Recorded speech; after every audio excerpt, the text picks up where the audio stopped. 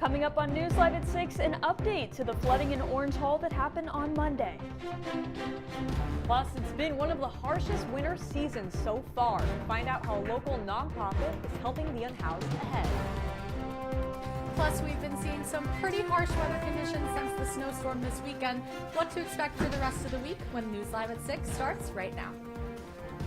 This is CitrusTV News Live at 6, your campus news leader.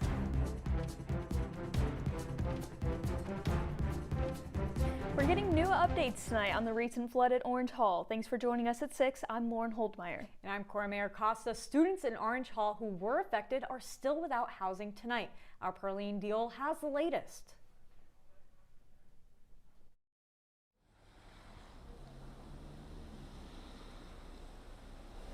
On Monday night, during SU's 6th snow day, floor 3 of Orange Hall, a sophomore dorm building, flooded. This was caused by a sprinkler pipe freeze, flooding students' rooms, displacing many, not knowing when their rooms will be fixed. While the university and maintenance crews worked to fix the flooding, students were left displaced. I spoke to students to see how this flooding impacted their daily lives and what they would like to see done in the future. A guy I talked to, his friend lost almost everything. He's got his coat, wallet, and phone, and nothing else. There was also a smell last night and the previous night, like an oily smell, and so I'm concerned about the future problems with the fire safety system. I've just heard that they haven't been reimbursed for anything that was damaged, which I think they should be. So. As of now, the students affected have not been given temporary housing that the university promised, and don't know when they will be able to get back to their rooms. Perlene Diol, CitrusTV News. Perlene, thank you for that update. And looking ahead to graduation, the College of Law has announced its commencement speaker. SUNY ESF President and former County Executive Joanne Mahoney will take the stage to address the class of 2026. She graduated with her doctorate from SU in 1990 and went on to become the first woman to lead SUNY ESF. The College of Law's commencement will be held Friday, May 8th in the Dome. The Syracuse Mets have announced the launch of their new student program. The program recognizes students in grades K through 12 across New York State who show improvement in the classroom. Selected students will receive complimentary tickets to a Syracuse Mets game. These students will be honored with an on-field pregame ceremony, a certificate, and their names on the midfield scoreboard. Teachers can nominate one student per class. The program is a partnership with the Mayer-Costa Credit Union. Well, it's been a brutal winter here in Syracuse. Our Benjamin Ross highlights a nonprofit working to keep unhoused people out of the cold this year. Over 1,000 Central New Yorkers spend their nights out on the streets with no place to call home. That's why the Housing and Homeless Coalition of CNY started over 10 years ago. Executive Director of the HHC says they collaborate with several groups to put people on the streets back into permanent housing. We are the staff of a coalition of around 40 organizations, local government officials, and private citizens trying to end homelessness. So what we're really doing is doing a lot of the policy work, making sure the systems are responsive to people's needs. Syracuse has already been buried with 100 inches of snow this winter season. And combined with the historic snowstorm this past week, Stewart says volunteers have been working around the clock. So there are providers across all of the 3 counties that we cover who go out every day working with the folks who might be sleeping outside.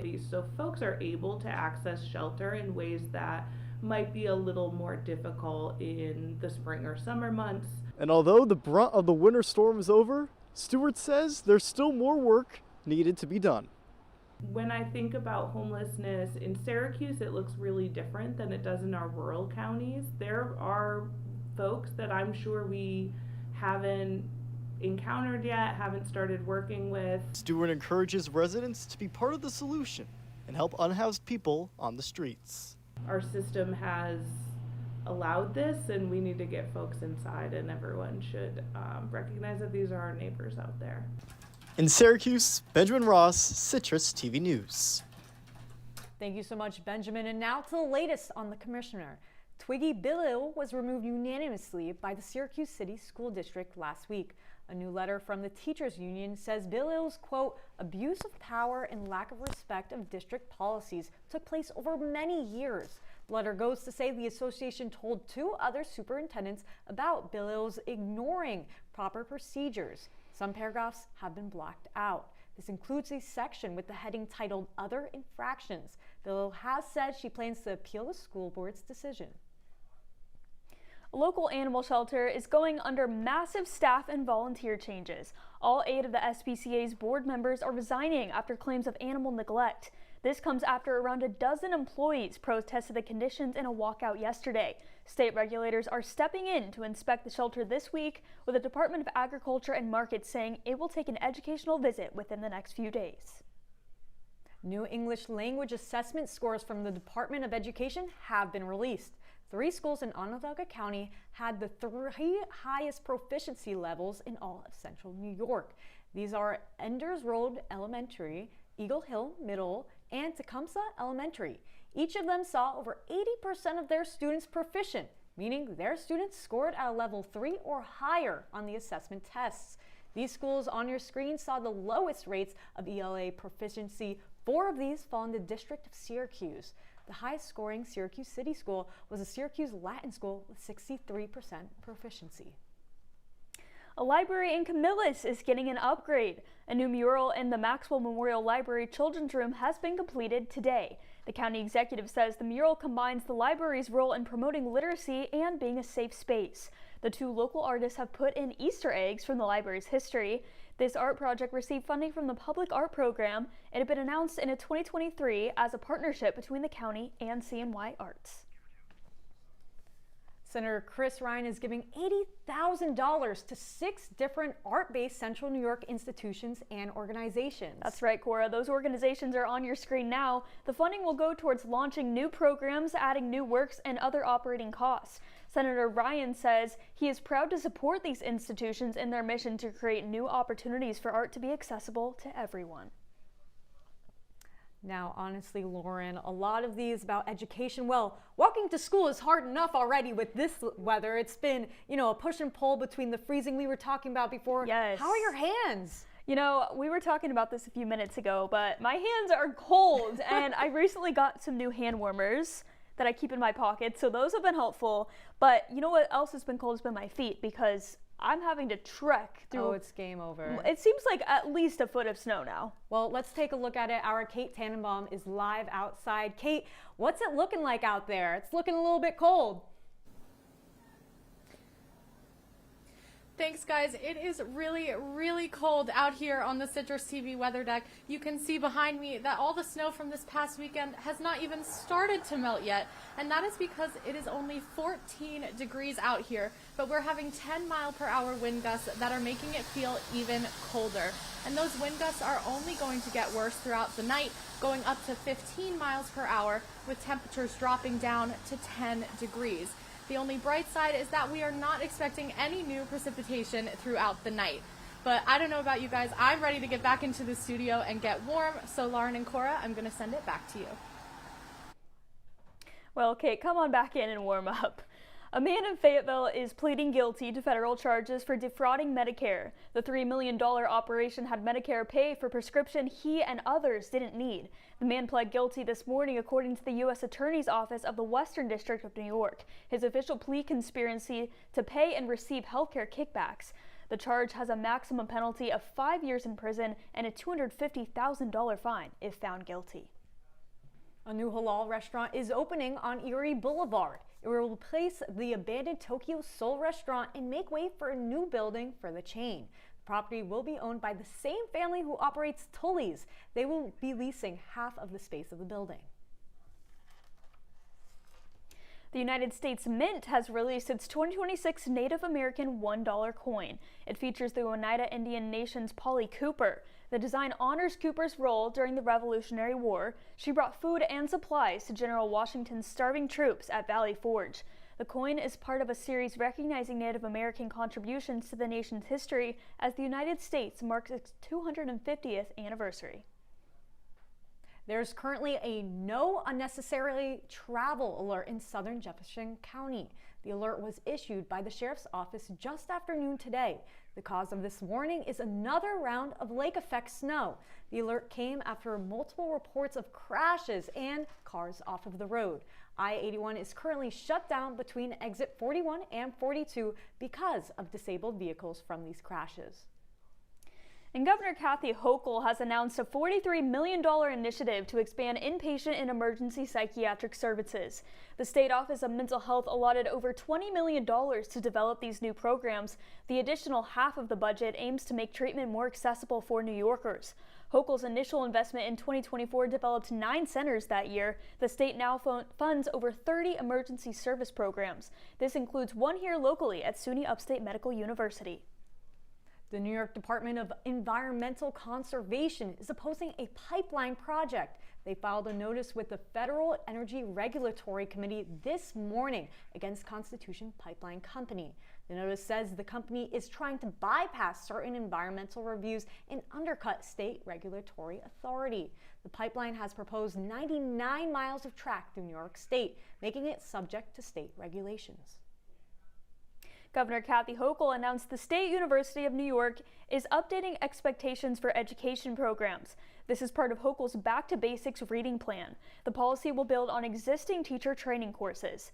The SUNY Board of Trustees says, quote, "We are proud to be a part of Governor Hochul's Back to Basics agenda that will continue elevating New York as a leader in K-12 education." And coming up on News Live at 6, the FBI searched an election office in Georgia today. Find out what they were looking for next. And the Justice Department made an update regarding the Epstein files. All that and more when Citrus TV returns after the break.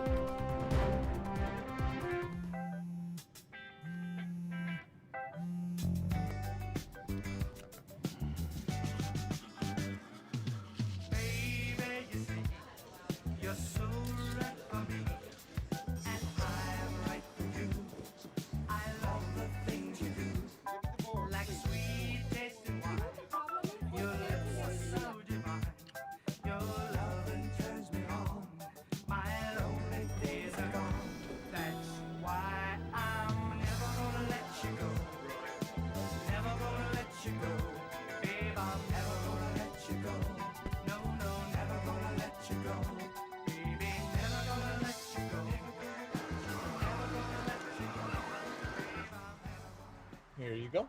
Thank you. Thank you.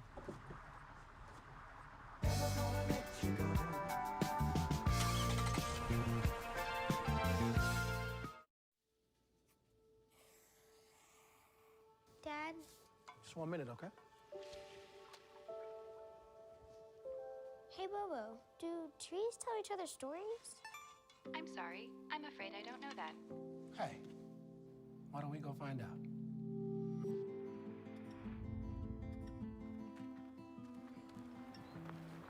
Listen.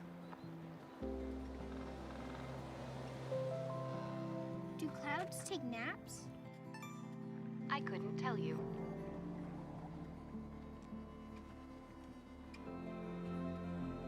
Can birds draw pictures? I don't have an answer for that. Dad, do stars visit their friends? Look!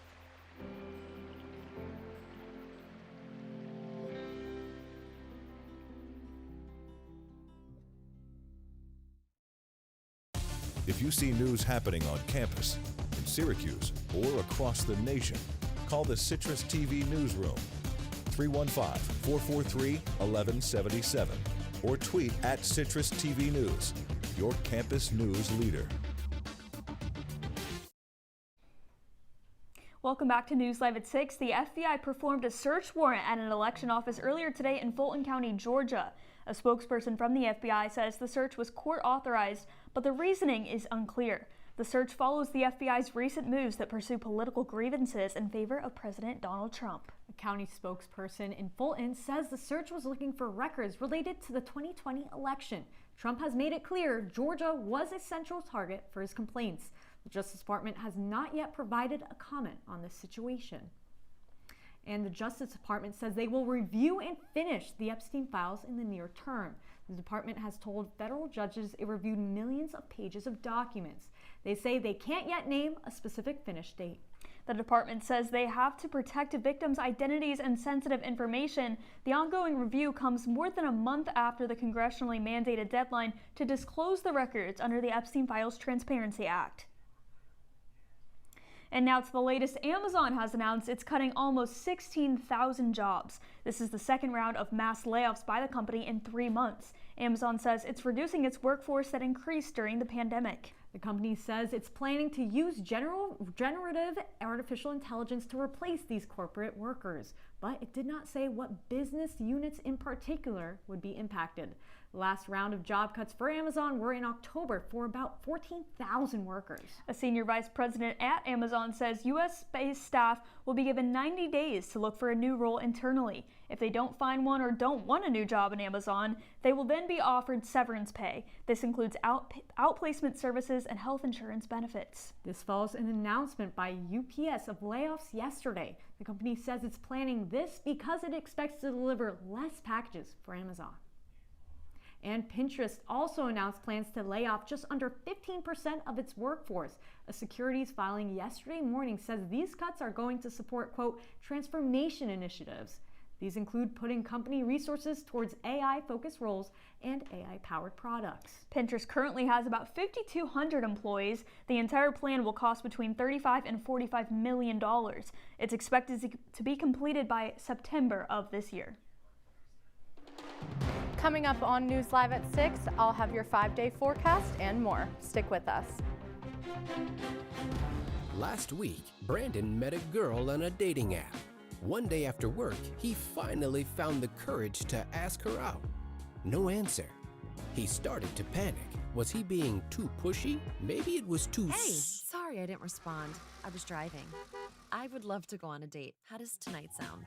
Brandon tried to play it cool, but inside he knew. A girl so smart, so responsible. She must be a keeper.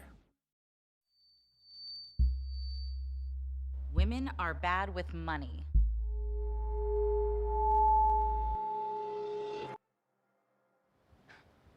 That's what the world's been saying for centuries. But now, we've got something to say. Save it. Save the old-fashioned advice, the empty excuses. It's all worthless, unlike us.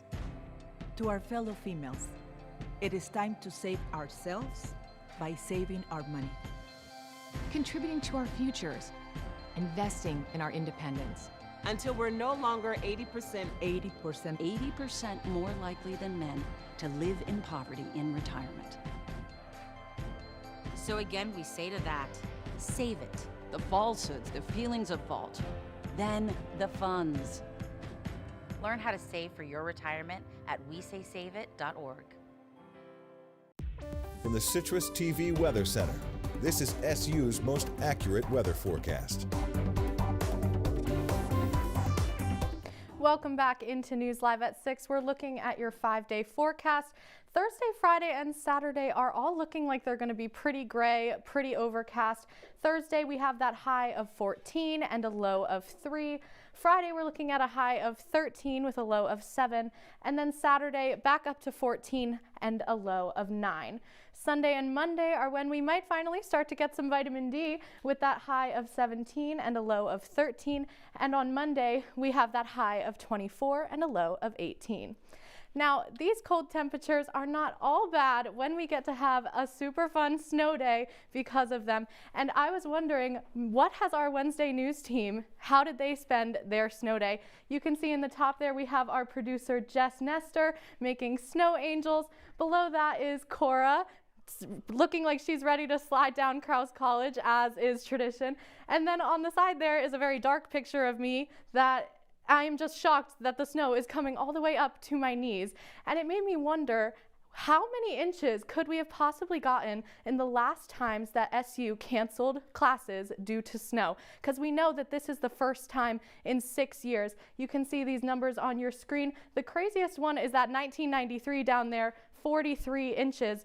But I'm hoping we don't get anything like that for the rest of this year. Guys, I'll send it back to you. Well, Kate, you didn't see any pictures of me out in the snow because I avoided it. That's not my vibe. Fair enough, can't blame you. Well, the FDA put out a voluntary recall for more than 80,000 Keurig coffee pods. The government agency says McCafe premium roast decaf coffee pods may actually contain caffeine, but a labeling error led customers to believe otherwise. The FDA labeled the recall as Class 2, which is the second highest level of alert. It involved over 950 cartons, which each contain 84 pods. The affected states could include California, Indiana, and Nevada.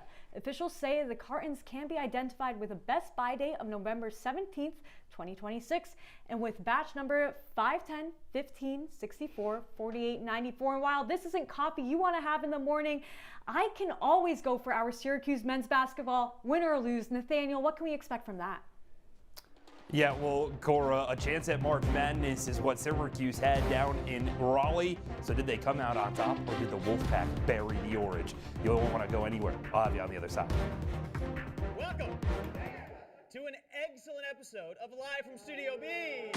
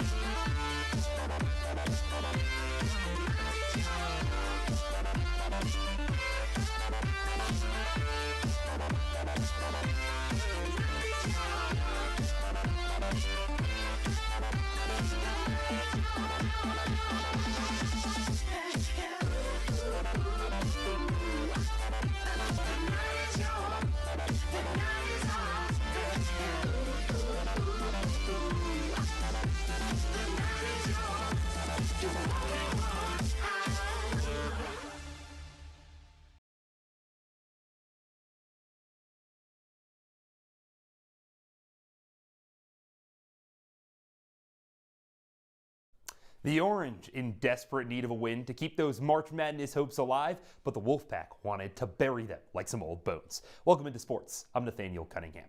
A trip down to Raleigh, North Carolina saw Syracuse in hopes of snapping a 3-game losing streak, while NC State looked to prevent a third conference loss at home. So how did it all go down? Well, when you take a trip down to the Lenovo Center against one of the best three-point shooting teams in the country, well, guess what they're going to do? Shoot the three. That's exactly what they did in the entirety of the first half. They had one right into the corner in front of Nate King. Syracuse, though, they tried to respond. A good offensive rebound from William Kyle and J.J. Starling with a little bit of tension. Why? Well, because of that guy right there, Quadier Copeland. His first game back against a Syracuse team, and he flexes on them. He has that nice and one down in the paint. NC State started to run the score up in the second half. Donnie Freeman, he's been so good this season, he just couldn't get that one to go, and that's kind of how the rest of this game went, because again, that Wolfpack team that shoots almost 40% from triple nailed another with 2 minutes to go and pretty much ended it. But after the game, Quadier Copeland against his old team, he said this game, it was pretty important. The plan was to plan and go in there and win. And You know, my teammates helped me in every way possible. You know, they knew how important this game was to me. They knew the things behind it, you know, so this whole week they just been like, you know, they got my back. And today it showed. I don't get 9 assists without them making shots. Copeland getting that much-needed revenge game over the Orange. But let's stay on the hardwood with a little bit more of a positive and historical performance. Syracuse women's basketball freshman Uche Ezoje continues to make waves throughout the ACC. The center was named to the Naismith Defensive Player of the Year watch list yesterday. The freshman has also been named to 6 Conference Freshman of the Weeks, which is a program record for the Orange. This season, Ezoje is averaging 14 points, 9 rebounds, and 2.5 blocks a game, the only freshman in the country to reach that mark. Add on the fact that she's won a nationally Freshman of the Week honors as well, and that sets Syracuse up to be in pretty good hands when they take on Georgia Tech tomorrow. The Yellow Jackets are losers of 2 of their last 3, but have the 4th best scorer in the ACC in Taylor Walker. If the Orange could pick up a win, it would improve them to 17-4 on the year. Over to the gridiron, the Jets have found their new defensive coordinator. New York decided earlier today to hire Dolphins assistant Brian Duker to be its new DC. Duker previously worked under head coach Aaron Glenn when he was the defensive coordinator with the Lions. However, Duker will not be in charge of calling plays since he has never done it before. That's it for sports. I'm Nathaniel Cunningham. Guys, back to you. Okay, Nathaniel, thank you so much, and we will be right back with your wake-up weather.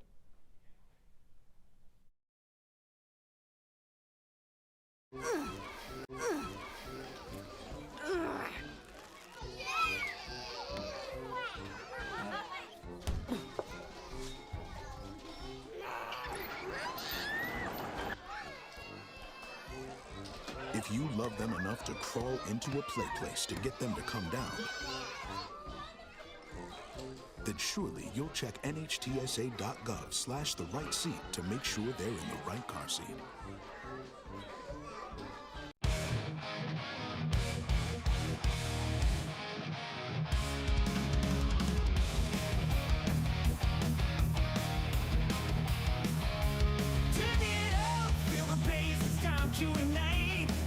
Nokia rocking through the night in Syracuse where the music never ends. We're bringing you the sound, the glory, and the trance.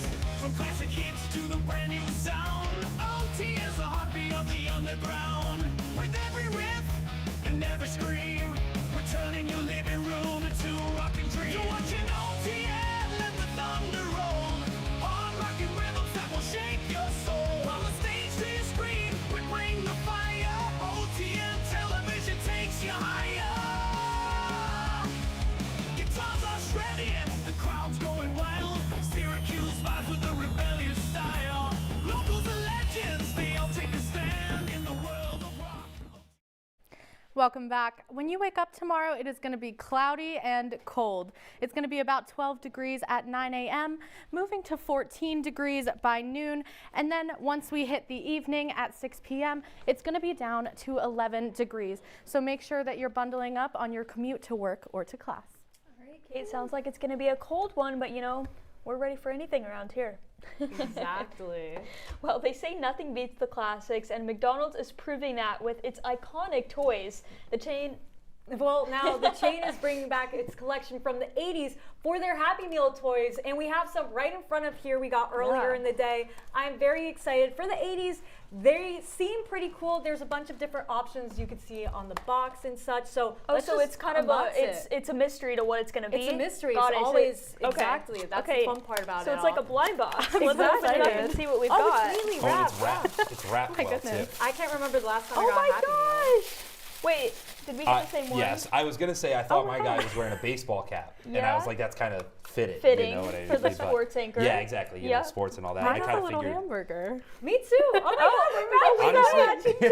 there we go. This is so cute. Wait, it's like a transformer. Oh, it's a snake. Wait, how'd you do that? Look, you just gotta push it in. Oh. Look at this thing. Yeah. It's My little crazy. guy. So his He's hat, staying right there the rest of the show. ours hat comes off. I don't think it really does anything else that's than just the hat coming off, but it's super cute. I mean, McDonald's has had a lot of creative toys over the years. You know, I remember being a kid and getting the Happy Meals, and they'd always do like little plush stuffed animals and stuff. Those were my favorites they when I was a are kid. very, very cute. I honestly love the inventive designs. But again, like, I love how they're bringing this back because you don't really see many kids getting Happy Meals anymore. So shout out the Changeables. Yeah, and it's definitely an exciting way to keep kids coming back for more McDonald's, you know? That's what they want to do. Exactly. Well, that's Citrus TV News live at 6/4 this Wednesday. Don't forget, you can follow us on X and Instagram at Citrus TV News. Now for the entire Citrus TV News team, I'm Cora Mayer-Costa. And I'm Lauren Holdmeyer. Have a great night, Syracuse.